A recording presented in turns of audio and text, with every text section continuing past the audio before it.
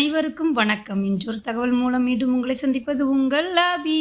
நம்மில் பலருக்கும் சித்திரை மாதம் என்றவுடன் நினைவிற்கு வருவது சித்ரா பௌர்ணமி, சித்திரை விசு. இந்நாட்களைப் போலவே சித்திரை மாதத்தில் ஏராளமான சிறப்பு நாட்கள் உள்ளன. இத்தகைய சிறப்புமிகு நாட்களை பற்றி பார்ப்போமா? சித்திரை மாதத்தில் வரும் வளர்பிறை வெள்ளிக்கிழமைகளில் பார்வதி தேவியை வழிபாடு செய்தால் குடும்பத்தில் எப்போதும் மகிழ்ச்சி பெருகும். சித்திரையில் வரும் பரணி நட்சத்திரம் மிகவும் முக்கியமானது. அன்று நாம் பைரவரை வழிபட்டால் காரிய தடைகள் அகலும். பைரவருக்கு நெய்வேத்தியமாக தயிர் சாதம் படைத்தால் எதிரிகள் விலகுவர். சித்திரை மாத மூல நட்சத்திரத்தில் லட்சுமி நாராயணரை வணங்கினால் நினைத்த காரியம் கைகூடும். சித்திரை மாத வளர்பிறையில் திருதியை திதி அன்று சிவனையும் பார்வதியும் வணங்கி ஏழைகளுக்கு தானங்கள் செய்தால் வாழ்வின் இறுதியில் சிவலோக பதவி கிட்டும்.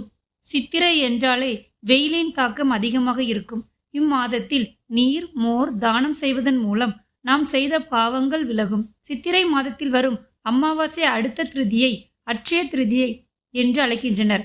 அந்நாளில் தானம் செய்வது நமக்கு மிக பெரிய புண்ணியம் கிட்டும். சித்திரை மாத வளர்பிறை பஞ்சமியில் வைகுண்டத்தில் இருந்து தாய் லட்சுமி பூமிக்கு வந்ததாக சொல்லப்படுகிறது. எனவே அன்றைய தினம் நாம் லட்சுமி தாயை வழிபடுவதன் மூலம் செல்வ செழிப்பு ஏற்படும். சித்திரை மாத வளர்பிறை அஷ்டமியில் அம்பிகை பிறந்ததாக கூறப்படுகிறது. எனவே புனித நதியில் நீராடுவது சிறப்பான பலனை தரும். இத்தகு சிறப்பு வாய்ந்த சித்திரை மாதத்தில் நாம் தெய்வங்களை வழிபடுவதன் மூலம் நாம் எண்ணியதெல்லாம் பெற்று வாழ்வில் சந்தோஷம் அடைவோம். நன்றி. மேலும் மற்றொரு இன்ட்ரெஸ்டிங் தகவல் மூலம் மீண்டும் உங்களை சந்திக்கும் வரை உங்களிடமிருந்து விடைபெறுவது உங்கள் ஆவி.